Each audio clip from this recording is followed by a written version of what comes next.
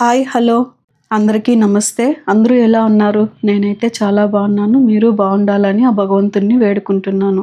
August 9 ఇవాళ ఏకాదశి శయన ఏకాదశి.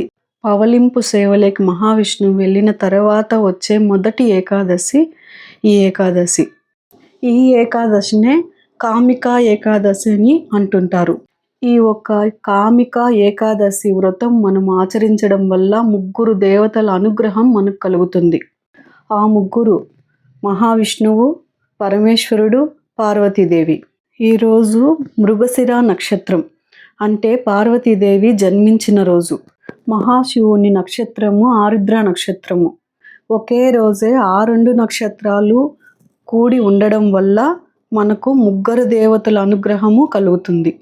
ఈరోజు మధ్యాహ్నం 2:45 వరకు మృగశిర ఉంటుంది. ఆ తర్వాత ఆరుద్ర ఉంటుంది. కాబట్టి ఈరోజు ఏకాదశి వ్రతం చేసుకున్న వారికి ముగ్గురు దేవతల అనుగ్రహము కలుగుతుంది. బ్రహ్మదేవుణ్ణి తన కుమారుడైన నారద మహాముని అడుగుతాడట, తండ్రి, విష్ణువును పూజించే ఏకాదశుల్లో అత్యంత ఉత్తమమైన ఏకాదశి ఏది?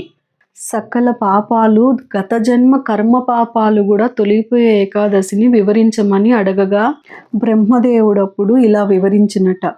శ్రీ మహావిష్ణువు ఆషాఢమాసంలో వచ్చే శయన ఏకాదశిలో పవలింప సేవకు వెళ్ళిన తర్వాత వచ్చే ఆషాఢ శుక్లపక్ష ఏకాదశి అని అంటారు.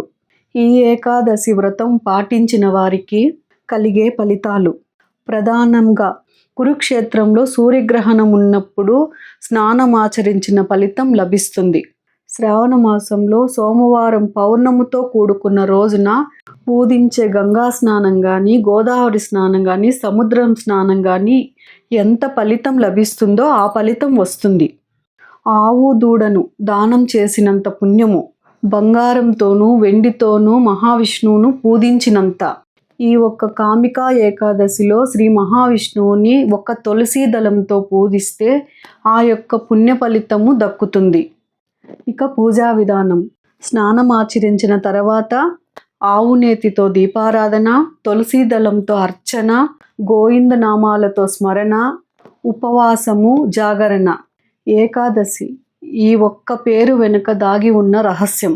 ఒక దేవి శ్రీ మహావిష్ణువు యోగ నిద్రలోకి వెళ్ళినప్పుడు శ్రీ మహావిష్ణువులో నుంచి అవతరించిన ఒక దివ్య శక్తి. శ్రీ మహావిష్ణువు యోగ నిద్రలో ఉన్నప్పుడు ఆయనను సంహరించడానికి వచ్చిన మురాసుని చంపడానికి ఒక దివ్య కన్య క్షణాల్లో సంహరించింది. ఆమె ఎవరు? ఆమెకి ఏకాదశి అనే పేరు ఎలా వచ్చింది? ఈ దివ్యగాథ పద్మపురాణంలోని ఉత్పన్న ఏకాదశి సందర్భంలో వివరించబడింది. అయితే ఏకాదశి అనే నామము ఎలా ఆవిర్భవించింది తెలియజేసే ఈ కథ ప్రతి ఏకాదశి మహత్యాన్ని అర్థం చేసుకోవడానికి ఎంతో ముఖ్యమైనది. ఆ దివ్య కథను ఇప్పుడు తెలుసుకుందాం. కాలక్రమంలో మురాసురుడు అనే అత్యంత బలశాలి అయిన రాక్షసుడు దేవతల మీదకి దండెత్తాడు. అతని బలం రోజు రోజుకు పెరుగుతూ వచ్చింది. దేవేంద్రుడితో సహా అనేక దేవతలంతా అతని చేతిలో ఓడిపోయారు. స్వర్గలోకంలో కూడా తన ఆధిత్యాన్ని స్థాపించాడు.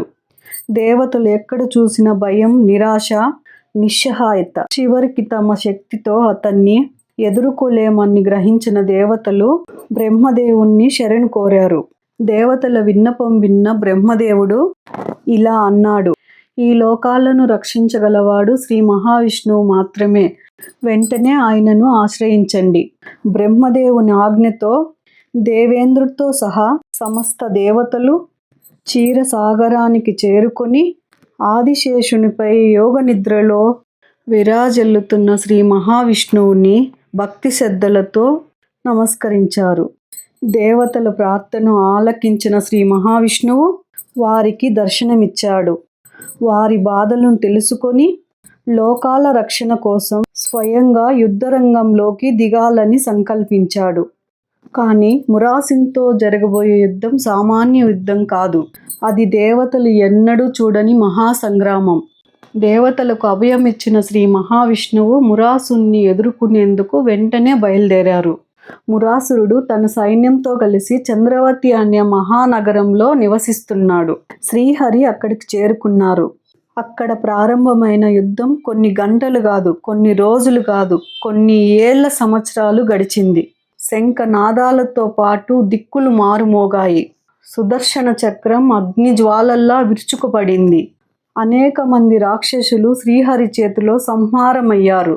కానీ మురాసుడు మాత్రం ఇంకా యుద్ధం చేస్తూనే ఉన్నాడు. అతని బలం, వేగం, అహంకారం ఏమీ తగ్గలేదు. ఎంతటి ఆయుధాలు ప్రయోగించినా మళ్ళీ మళ్ళీ యుద్ధానికి సిద్ధమవుతున్నాడు. చివరికి దీర్ఘకాల యుద్ధ శ్రమంతో శ్రీ మహావిష్ణువు అలసిపోయాడు. ఆ తర్వాత జరిగిన ఒక దివ్య సంఘటనే ఈ ఏకాదశి అవతారానికి కారణమైంది. వేలాది సంవత్సరాల పాటు సాగిన ఆ మహాయుద్ధం తర్వాత యుద్ధ శ్రమతో శ్రీ మహావిష్ణువు హిమాలయ పర్వతాల వైపు ప్రయాణించాడు. అక్కడ హేమవతి అనే పవిత్రమైన గుహ ఉంది. పద్మ పురాణం ప్రకారం ఆ గుహకు ఒకే ఒక ద్వారం ఉండేది. లోపల ఎంతో విశాలమైన స్థలం ఉండేది. శ్రీహరి ఆ గుహలోకి ప్రవేశించాడు. దీర్ఘకాల యుద్ధ శ్రమ అనంతరం యోగ నిద్రలో లీనమయ్యాడు. కానీ మురాసుడు మాత్రం తనని వెంటాడడం మాత్రం ఆపలేదు. శ్రీ మహావిష్ణువును వెంబడిస్తూ ఆ గుహ వరకు చేరుకున్నాడు. గుహలో ప్రశాంతంగా యోగ నిద్రలో ఉన్న శ్రీహరిని చూసి ఇదే సరైన అవకాశం అని భావించాడు. నిద్రలో ఉన్న శ్రీ మహావిష్ణువును సంహరించాలని తన ఆయుధాన్ని పైకెత్తాడు. అయితే ఆ క్షణంలో జరిగిన దివ్య సంఘటన మురాసురుడు ఎన్నడూ ఊహించనిది, దేవతలు కూడా ఎన్నడూ దర్శించనిది.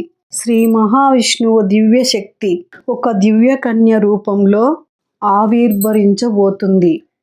మురాసురుడు యోగ నిద్రలో ఉన్న శ్రీ మహావిష్ణువుపై దాడి చేయబోతున్న ఆ క్షణము ఒక దివ్య కన్య రూపంలో ఆవిర్భవించబోతుంది.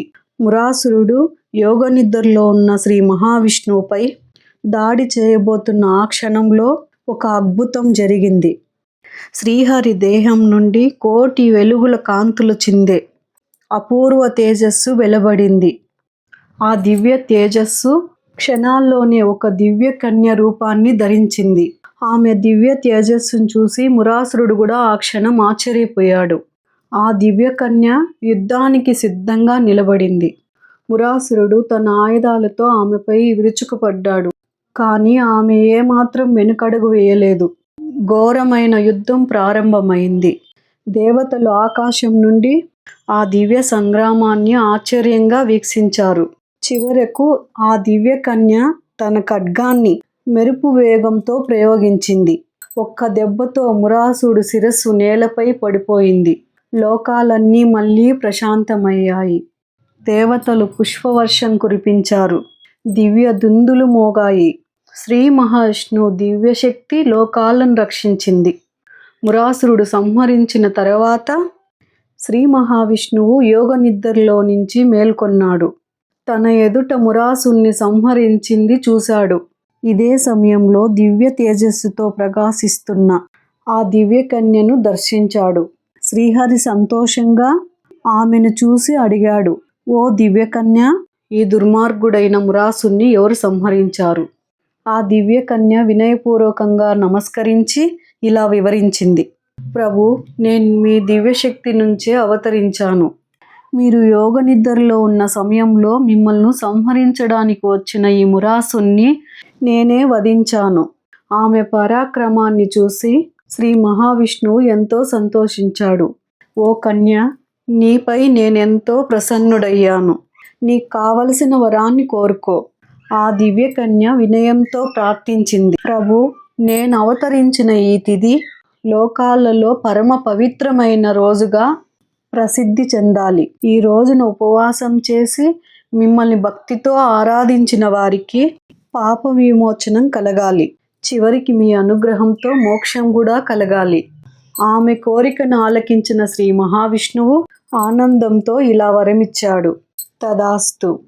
నీవు చంద్రమాసంలోని 11వ తిథిన అవతరించినవు.